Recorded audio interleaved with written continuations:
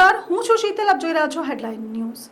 સુરતના જહાંગીરપુરથી એક કિસ્સો સામે આવ્યો છે. સુરતના જહાંગીરપુરમાં રાજન રેસિડેન્સીનો એક બનાવ છે. આ બનાવમાં પરિવારના 4 લોકો રાત્રે સૂઈ ગયા હતા, પણ સવારે ઉઠ્યા જ નહીં.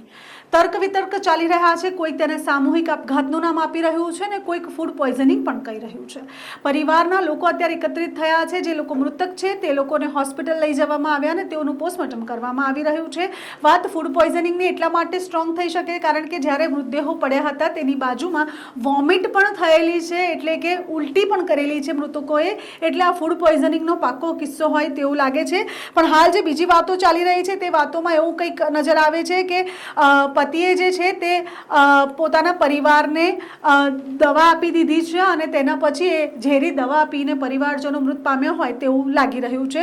સવારમાં 7:15 જે છે તે પરિવારના મોટા ભાઈને ખબર પડે છે કે આ રીતનો કિસ્સો બની ચૂક્યો છે. 7:15 તે આવીને ઘર ખોલીને જોવે છે ત્યારે મૃતદેહો પડેલા દેખાય છે. એટલે એકાએક તે પોલીસને સંપર્ક કરે છે. આસ પડોશવાળા જે લોકો છે તે લોકો પણ ઘટના સ્થળે આવી પહોંચે છે. અત્યારે સુરતમાં હલચલ ચાલી રહી છે. જહાંગીરપુર વિસ્તારમાં જે લોકો મૃત્યુ પામ્યા છે તેનું પાછળનું કારણ અકબંધ છે એવું કહીએ તો પણ ચાલે. અને ફૂડ પોઈઝનિંગનો કિસ્સો છે તો તેઓએ કયું ફૂડ ખાધું હતું, ક્યાંથી તેઓ લઈ આવ્યા હતા કે ઘરમાં જ બનાવ્યું હતું, શું છે તેના ઉપર અત્યારે તપાસ આગળ હાથ ધરવામાં આવી છે. જોઈએ ત્યાંના રહીશો અને સાથે પોલીસનું શું કહેવું છે. મારા કાકી થાય છે.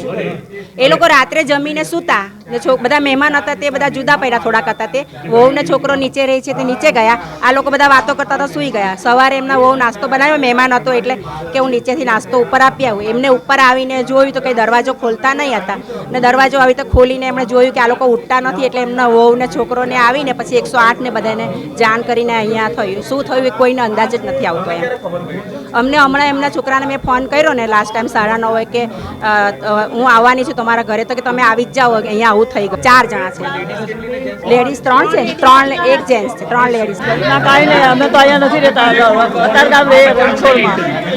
રણછોડમાં રહીએ છીએ. તો અમને ફોન સવારે આવ્યો તો અમે આવ્યા અહીંયા વહેલા. તમને ક્યારે હમણાં ખબર પડી? હા, અમે વહેલા દોડમ. મારા હસબન્ડ તો હજી માંદા છે તો ઘેરે જ છે, આવ્યા જ નથી. મારા છોકરો વહુ આવ્યા છે. આજરોજ જહાંગીરપુરા ખાતે આવેલ રાજન રેસિડેન્સીમાં 4 લોકોના મૃત્યુ થયા હતા, જે મૃત હાલતમાં મળી આવ્યા હતા.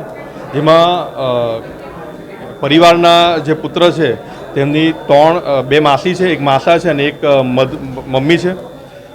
એમના જણાવ્યા અનુસાર સવારે 9 વાગ્યાની આસપાસ તેઓ ચા પાણી નાસ્તા માટે એમને આપવા ગયા હતા. એમનો પુત્ર બાજુમાં જ રહે છે, બાજુની બિલ્ડિંગમાં, અને ચા પાણી નાસ્તા માટે આપવા ગયા ત્યારે બારણું ન ખોલતા તેમણે બીજી ચાવીથી બારણું ખોલ્યું ત્યારે તેમને મૃત હાલતમાં આ મળી આવ્યા હતા. તેમણે તરત 108માં જાણ કરી હતી અને ત્યારબાદ 108 મૃત જાહેર કરતા તેમણે પોલીસ ડિપાર્ટમેન્ટ જાણ કરી હતી. હાલમાં પોલીસ ડિપાર્ટમેન્ટ તપાસ કરી રહી છે અને FSLની ટીમ આવી રહી છે. હવે FSLની ટીમ આવે પછી કોઈ નિર્ણય લઈ કે આ શેના કારણે આ મૃત્યુ થયા છે. 3 મહિલા છે, એક પુરુષ છે, જેમાંથી જે પરિવારનો જે છોકરો છે તેના 2 માસી થાય છે, એક માસા થાય છે અને એક મમ્મી છે. અત્યારે જે આ ફ્લેટ છે 504 નંબરનો, એમાં 4 જણની ડેડ બોડી મળી આવેલી છે. 4માં જે મરણ જનાર છે એમાં 3 લેડીઝ છે અને એક જેન્ટ્સ છે. એમાંથી જે એક જસુબેન છે એ મકાનના ઓનર છે, બાકી 2 લેડીઝ છે એમની બહેન છે અને પુરુષ છે એમના બનેવી થાય છે. જે 3 રિલેટિવ છે એમના છોકરાને, જસુબેનના છોકરાને ઓપરેશન કરાવ્યું હતું એ બાબતે ખબર પૂછવા માટે આવેલા હતા. અને રાત્રે એમના છોકરાને ત્યાં પહેલે માળ રહે છે, એમના ત્યાં બધા સાથે જમેલા છે અને જમ્યા પછી એ લોકો ઉપર ગયા હતા. સવારે એના છોકરાએ ચેક કર્યું ત્યારે એ લોકોની ડેડ બોડી મળી આવેલી છે. અત્યારે પ્રાઇમરી વોમિટિંગને જણાય છે એટલે એના FSLના અધિકારીને બોલાવીને સિમ્પટમ્સ જે સેમ્પલ છે સેમ્પલ કરવાની કાર્યવાહી ચાલુમાં છે. કેટલા લોકોએ જમેલું હતું? 10 જણા હતા જમવામાં રાત્રે અંદાજે. સાહેબ, કોઈ કામ રહી ગયા છે? એમાંથી રાત્રે 4 એક ફેમિલી જે હતું, 2 હસબન્ડ વાઈફ અને 2 છોકરા નાના, એ લોકો રાત્રે 10 વાગે એમને ભાવનગર જવાનું હતું, એ લોકો ગયેલા છે. એકનું નામ જસુબેન છે, બાકી એમના 2 બેન છે, શાંતાબેન અને ગૌબેન, અને જે પુરુષ છે એમનું નામ છે એ હીરાભાઈ છે.